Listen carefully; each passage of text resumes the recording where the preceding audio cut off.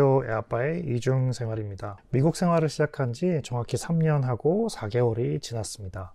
시간은 정말 빨리 또 갑니다.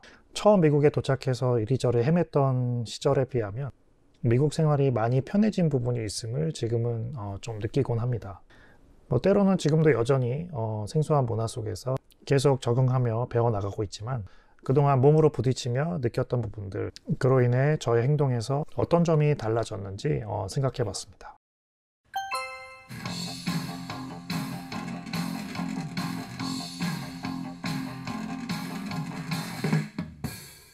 비즈니스 관계에서 지나친 상대에 대한 배려는 글쎄요, 별로 그렇게 좋은 것 같진 않습니다.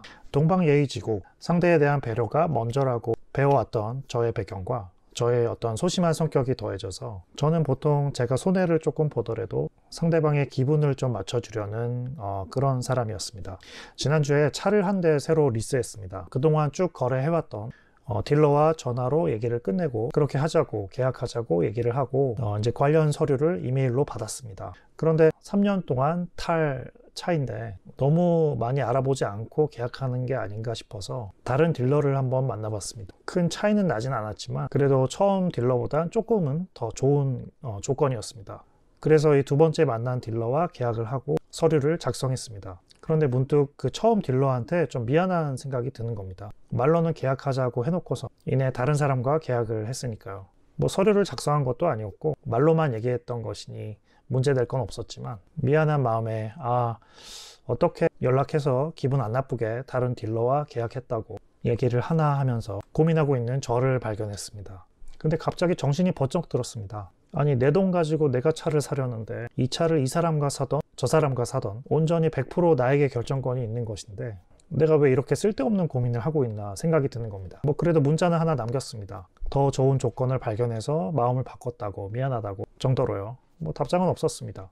회사에서 미국인 동료에게 얘기를 해보니까 딜러들은 사실 그런 게 허다한 일이고 전혀 신경 안 쓸 거라고 걱정하지 말라고 하더군요. 생각해보면 내 마음에 들지 않으면 그 마음에 들지 않는 이유를 상대방한테 말하고 상대방이 그것을 맞춰줄 수 있으면 계속 거래를 해나가는 것이고 그렇지 않으면 다른 사람을 찾아가면 되는 거고 이렇게 단순하게 이성적으로 생각하면 되는 건데 괜히 혼자 지금 생각해보면 별로 미안할 이유도 아닌데 괜히 소심해졌던 기억으로 남아 있습니다.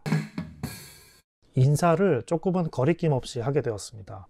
회사에서든 마트에서 보는 점원이든 인사를 하게 될 일이 참 많은데 예전에는 상대방이 How are you 하기 전까지는 그냥 가만히 있는 소극적인 자세였는데 요즘은 제가 먼저 다가가서 인사를 하기도 하고 때론 마트 점원에게도 Hey, how are you doing? 하면서 괜히 먼저 친한 척도 해보고 그러고 있습니다. 인사는 아무래도 하루에도 몇 번씩 하는 일이 많다 보니까 그 영어 표현에 조금은 편해진 부분도 있기도 하고 또 인사를 자연스럽게 함으로써 또 다른 대화도 자연스럽게 이어나가기도 하고 그러면서 영어를 더 쓸 기회도 만들게 되고요. 또 왠지 모르게 미국 사회에 나도 적응하고 있다는 혼자만의 어떤 자신감 같은 것도 키우는 것 같아서 여러모로 달라진 제 모습 중에 하나라고 꼽아봤습니다.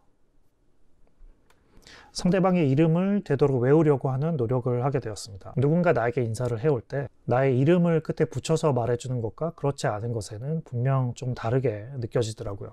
그래서 저도 가능한 한 누군가와 인사를 할 때 Good morning John, How are you doing John?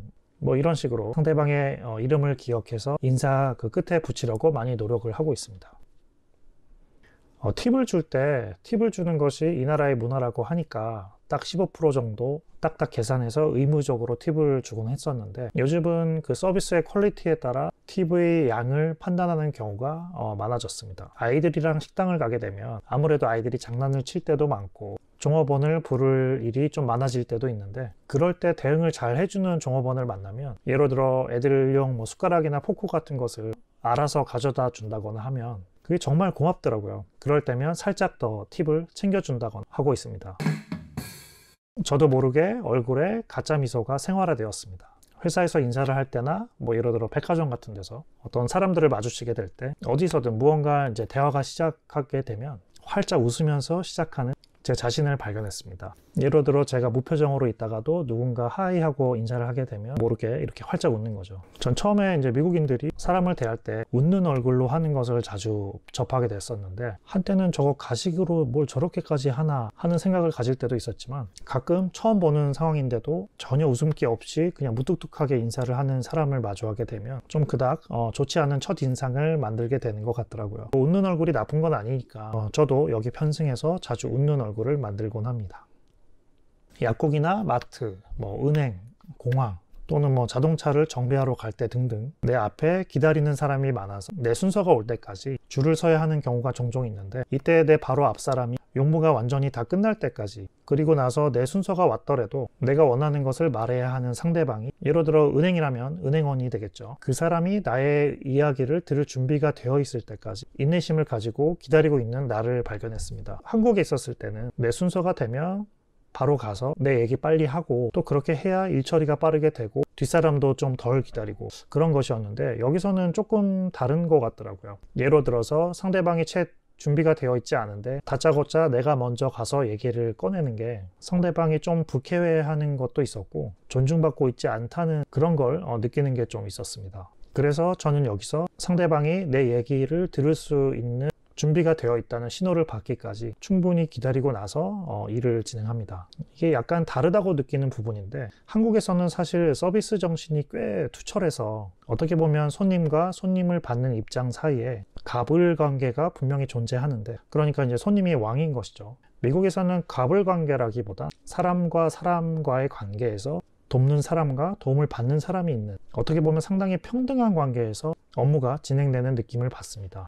그렇다고 미국 문화가 무조건 좋다고 얘기하는 것은 절대로 아닙니다. 손님 입장에서는 사실 일 처리가 엄청 느리다고 느끼게 됩니다. 특히 저같이 한국에서 온 분이라면 아마 다들 공감하실 텐데, 미국의 관공서나 이런 데 가보면 일 처리가 정말 너무 느려서 답답함을 많이 느낍니다. 그러니까 어떤 문화든 장단점이 다 있는 것 같습니다. 저도 답답함을 많이 느끼는 때가 많지만, 이곳에서 사는 이상 이곳의 사람들이 하는 것처럼 살아가는 게 현명한 것이라고 판단을 합니다.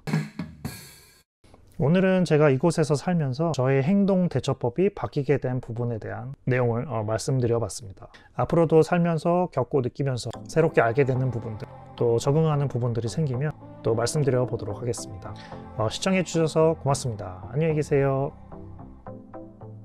여러분, 구독과 좋아요는 저희에게 큰 힘이 됩니다. 공짜니까 꼭 눌러주세요. 그리고 여기에 추천 영상도 꼭 한번 봐주세요. 고맙습니다.